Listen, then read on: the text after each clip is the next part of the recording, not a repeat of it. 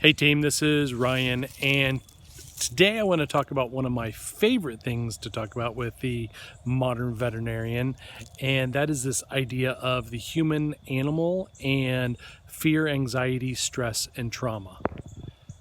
For a lot of people, there's a level of success that they want. They want to succeed in a certain way that's kind of been their thought process, their dreams, whatever you want to call it, that they really just want to achieve a certain level of success. But for whatever reason, it seems like there's things that just get in the way, and they're usually self-defeating, where you kind of shoot yourself in the foot. There's just always seems to be things that happen that keep you from the level of success that you want. You just can't quite put your finger on it, but it just always seems to happen, right? So when we start looking at the human animal, and we actually start thinking about it as the human animal versus just as a human, we look at fear, anxiety, stress, and trauma. These are four of the big things that slow people down.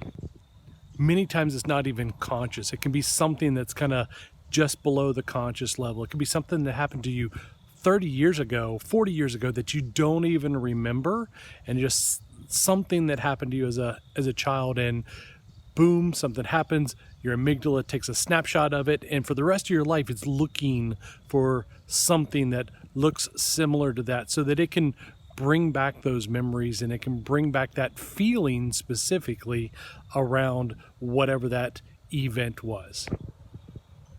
So if you think about it from an animal's perspective, anytime that there's some type of an event like that, this is what in human terms we call anxiety. In the pet world we call it anxiety, but in the animal kingdom we're going to call that a threat.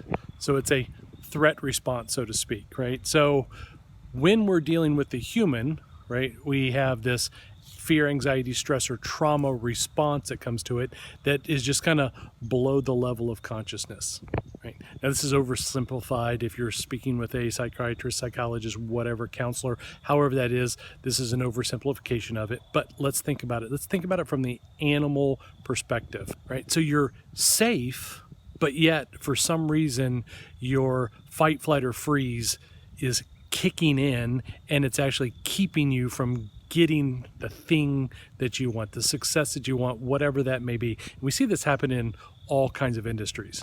So really what's happening there is, logically, we know these things shouldn't be happening, right? We have a level of success. We know that this thing is not real to us, yet our unconscious, subconscious, monkey brain, lizard brain, whatever you want to call it this week, is kicking in, and it's keeping us, protecting us from whatever it is, that danger that it seeks.